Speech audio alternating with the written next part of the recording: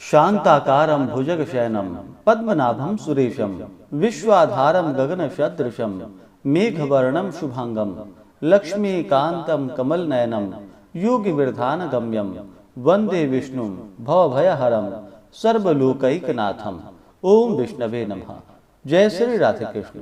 आप सभी का आपके अपने YouTube channel VK Mishra present में बहुत बहुत स्वागत है। आइए आज आप सब सुनेंगे कामिका एकादशी व्रत की कथा। श्रावण मास कृष्ण पक्ष में पड़ने वाली एकादशी को इसे कामिका एकादशी, कामदा एकादशी और पवित्रा एकादशी के नाम से भी जाना जाता है। आप सभी भक्तों को कामिका एकादशी व्रत की ढेर सारी शुभकामनाएं। आप सभी के जीवन में लक्ष्मी नारायण की कृपा से आप सभी को सभी प्रकार के सुख और समृद्धि की प्राप्ति हो। जो भी भक्त सच्ची श्रद्धा के साथ कामिका एकादशी का व्रत धारण करते हैं, नियमों का पालन करते हैं, कथा आदि श्रवण करते हैं, तो यह व्रत सांसारिक बंधनों से छुटकारा पाने के लिए श्रेष्ठ व्रत है। इस व्रत को करने वाला धन, वैभव, पुत्र, पौत्रादिक सुख को भोगता है तथा वाजपेयी यज्ञ का पुण्य फल भी प्राप्त होता है। तो आइए सुनते हैं कामिका एकादशी व्रत की कथा। तो बोलिए प्रेम से भगवान विष्णु की जय, माता लक्ष्मी की जय, एकादशी माता की जय, सर्वदेवी देवता की जय। कथा के अनुसार एक बार युधिष्ठिर ने भगवान श्री कृष्ण से कहा कि हे भगवान, श्रावण मास के कृष्ण पक्ष की एकादशी का नाम क्या है और इसका क्या महात्म्य है, सो मुझसे कहने की आप कृपा कीजिए।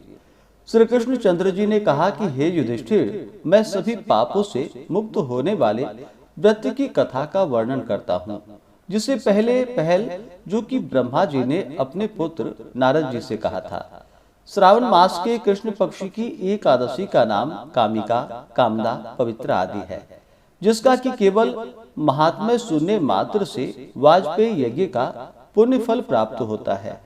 उस दिन जो मनुष्य शंख, चक्र, गदाधारी एवं श्रीधर नामक विष्णु की पूजा करता है और भक्ति पूर्वक ध्यान करता है, उसको नैमिषारण्य में एवं पुष्कर तथा काशी में गंगा स्नान का फल प्राप्त होता है। उससे भी अधिक उत्तम फल की प्राप्ति होती है। वह फल इस प्रकार का है कि जो सूर्य ग्रहण के अवसर पर कुरुक्षेत्र में स्नान एवं श्री केदारनाथ जी के दर्शन से भी होना कठिन है।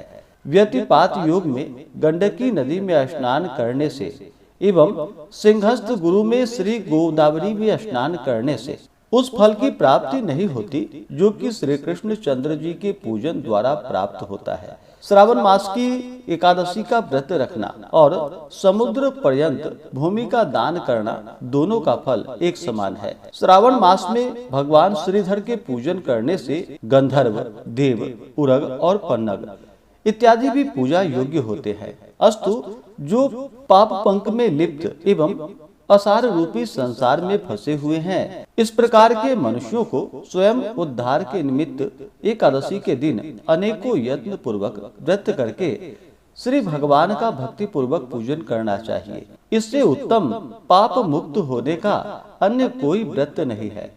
अध्यात्म विद्या जिनको ज्ञात है, उनको जिस जिस फल की प्राप्ति होती है, उस फल की प्राप्ति मनुष्य को कामिका एकादशी का व्रत करके रात्रि में जागरण करने से होता है। कामिका एकादशी के व्रत का ही प्रभाव है जो योगियों ने मुक्ति प्राप्त की। अस्तु सच्चरित्र मनुष्यों को इस व्रत को करना नितांत ही आवश्यक है। एक बार के स्वर्ण दान से या उससे चतुर्गुण चांदी दान करके अथवा रत्न इत्यादि द्वारा पूजा से भगवान उस प्रकार संतुष्ट नहीं होते जितना कि तुलसी पत्र के पूजन करने से संतुष्ट होते हैं। जिन मनुष्यों ने तुलसी मंजरी के द्वारा भगवान की पूजा की है, वे अपने जन्म जन्मांतरों के घोर पापों को भी नष्ट कर डालते हैं। इस प्रकार की तुलसी देवी को शततः प्रणाम है, जिसके केवल दर्शन मात्र एवं स्पर्श से ही समस्त पाप नष्ट होकर शरीर पवित्र हो जाता है। जो मनुष्य एकादशी के दिन भगवान को रात्रि में दीप दान करता है, उसके फल प्राप्ति को चित्रगुप्त भी नहीं समझ सकते।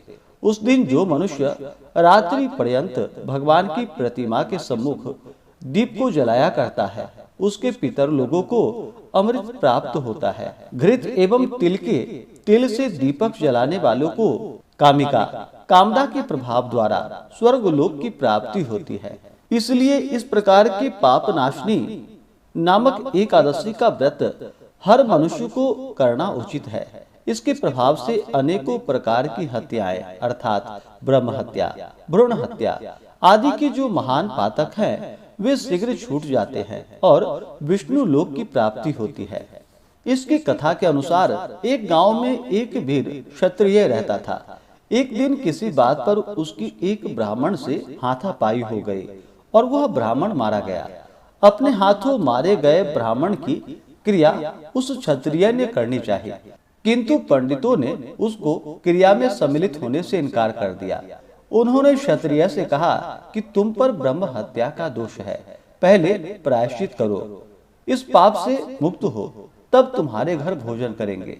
क्षत्रिय ने पूछा, इस पाप को दूर करने का क्या उपाय है? तब ब्राह्मणों ने कहा कि तुम श्रावण मास के कृष्ण पक्ष की एकादशी को भक्ति भाव से भगवान श्रीधर का व्रत एवं पूजन करो तथा ब्राह्मणों को भोजन करवाओ, तभी तुम्हारे पाप का प्रायश्चित होगा।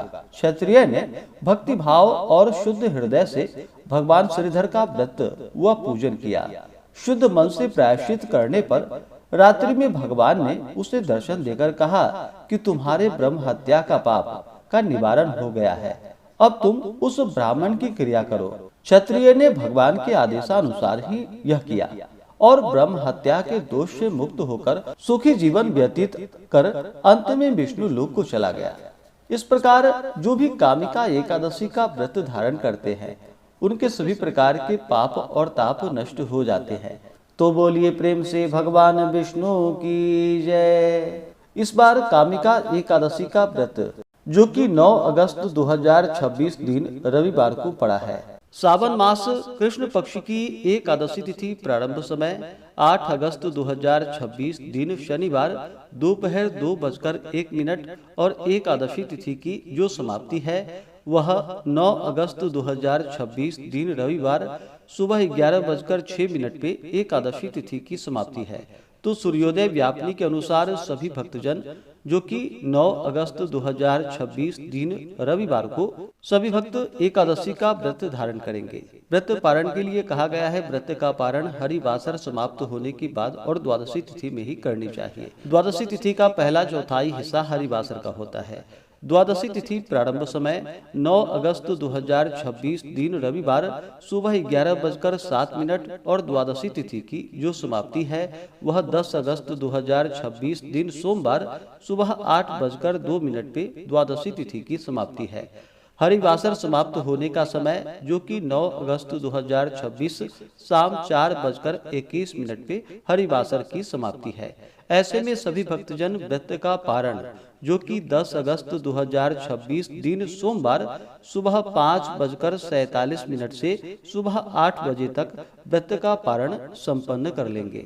कामिका एकादशी व्रत का पारण जो कि दुर्वा दलेन पारणम, दुर्वा दल से यानी कि दुभी से व्रत का पारण है। यह संभव ना हो पाए तो आप जल फल या तुलसी दल से व्रत का पारण करें। 9 अगस्त को ब्रह्म मुहूर्त का समय सुबह 3:53 से सुबह 4:41 तक होगा। सूर्योदय का समय सुबह 5:29, सूर्यास्त शाम 6:38 होगा। 9 अगस्त को राहु काल शाम 4:59 से शाम 6:38 तक होगा। प्रातः काल पूजा का शुभ मुहूर्त 9 अगस्त को सुबह 6:56 से सुबह 8:35 तक होगा। अभिजीत मुहूर्त का समय सुबह 11:59 से दोपहर 12:53 तक होगा। शाम को पूजा का शुभ मुहूर्त शाम 6:28 से शाम 7:49 तक होगा। योग जो कि हर्षण होगा रात्रि 2:04 तक, उसके बाद वज्र योग होगा। नक्षत्र इस दिन मृगशिरा होगा दोपहर 2:44 तक, उसके बाद आद्रा नक्षत्र होगा। तो आशा करता हूँ कि यह जानकारी आपको अच्छा लगा हो। इसी प्रकार से ज्ञानवर्धक जानकारियाँ प्राप्त करते रहने के लिए, व्रत पूजा के बारे में जानने के लिए, कथा को सुनने के लिए चैनल पे अगर आप पहली बार आए हैं तो चैनल को लाल बटन दबा करके सब्सक्राइब करें, साथ में बेल आइकन घंटी को दबाएं ताकि आने वाली वीडियो का नोटिफिकेशन आपको समय से मिलता रहे। वीडियो को लाइक करें, शेयर करें। सुखी रहें और स्वस्थ रहें। जय श्री राधे कृष्ण। धन्यवाद।